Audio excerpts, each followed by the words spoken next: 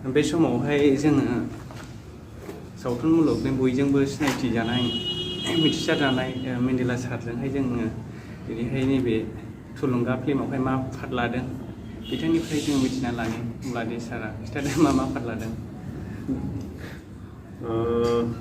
पार्टआ जाहैबाय गामिनि सासे फालांगियारि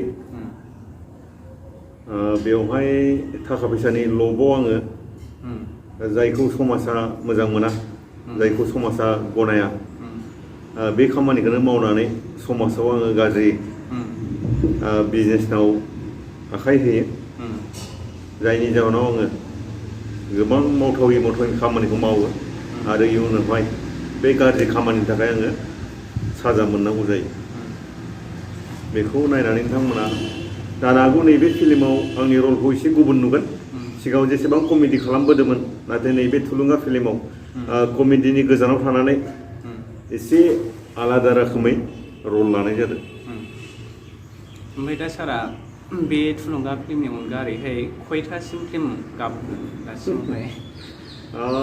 फिल्मखौथ' गुसुं गोलाव गोबां गाबाय मथा मथि 60सो गाबाय।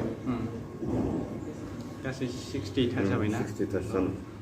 होमबाथ' एबारनि फिल्मावहाय माबायदि जागोन बायदि जेनेबा सिस्टेमफ्रा? सिस्टेमाथ' बेखौथ' आं मा बुंनो दा साफ्रोमबो मोनफ्रोमबो फिल्मखौ मोजां मोननो हाया।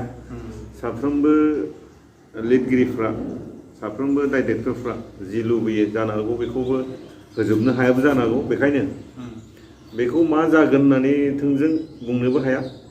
जायखिजाया आं रायजोफोरखौ खावलायगोन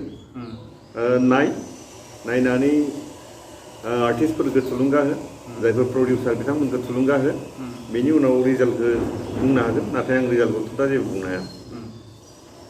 दे अब्ला सारनिफ्राय माखासे खोथा मिथिनानै मोननायनि थाखाय थेंकिउसै सार।